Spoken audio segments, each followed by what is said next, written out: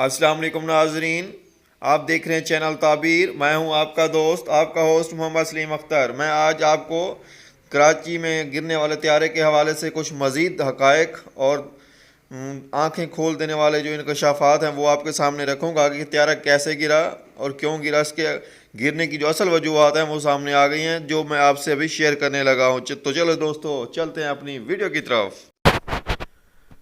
PIA का गिरने वाला त्यारा PK8303 के हवाले से चंद अहम इंकशाफात हुए हैं जो मैं आपसे शेयर करना चाहता हूँ।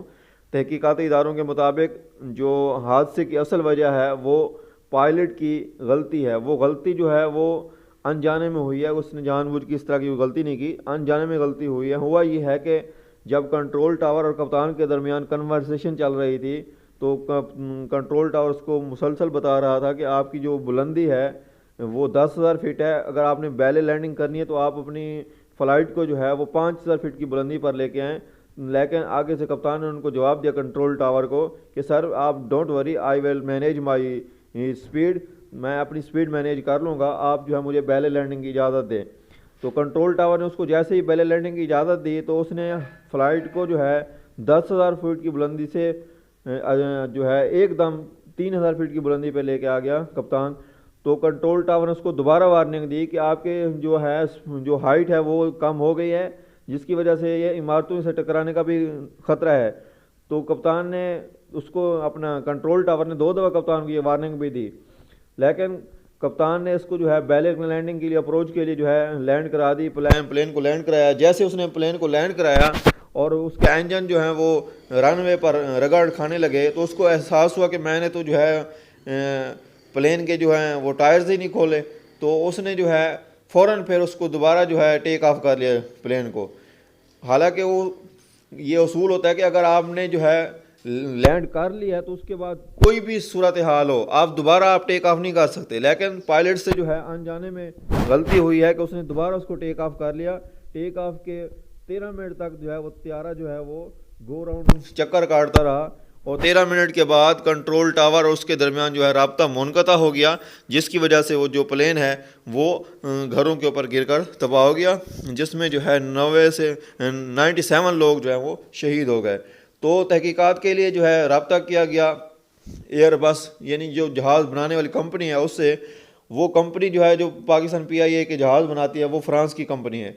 फ़्रांस की कंपनी के जो मेंबरान हैं या उनके जो तहकीकाती जो इंजीनियर्स हैं वो पहुँचे हुए हैं पाकिस्तान में, और उन्होंने कल जो है वो कराची एयरपोर्ट से जाके शवाहिद भी हासिल कर लिए हैं। और जो जहाज़ का वॉइस रिकॉर्डर है वो नहीं मिल रहा था, वो भी मिल गया है, और ब्लैक बॉक्स भी मिल गया है। तो दोस्तों मैं आपको बताता चलूँ कि ब्लैक बॉक्स क्या होता है। ब्लैक बॉक्स एक ऐसा आला है जो कंप्यूटर इसमें प्लेन में नस्ब होता है, जो खुदा ना खादा अगर प्लेन क्रैश भी कर जाता है, उसको आग भी लग जाती है, तो कंट्रोल टावर और कप्तान के दरमियान होने वाली तमाम जो ऑडियो रिकॉर्डिंग है उसमें महफूज होती है, वो कहीं नहीं जाती। तो वो ब्लैक बॉक्स की मदद से जो है पता चलता है कि असल क्या वजह थी प्लेन के गिरने की। तो जनाब फ्रांसीसी जो टीम आई हुई है इसकी जांच पड़ताल करने के लिए या हक़ाइक़ सामने लाने के लिए उन्होंने अहम शवाहिद हासिल कर लिए हैं। वो शवाहिद ले जाकर जो है फ़्रांस ले जाएंगे और उसके ऊपर तहकीक करेंगे कि जहाज़ के गिरने की असल वजह क्या थी, क्या जहाज़ का टेक्निकल फॉल्ट था कोई या पायलट की गलती थी।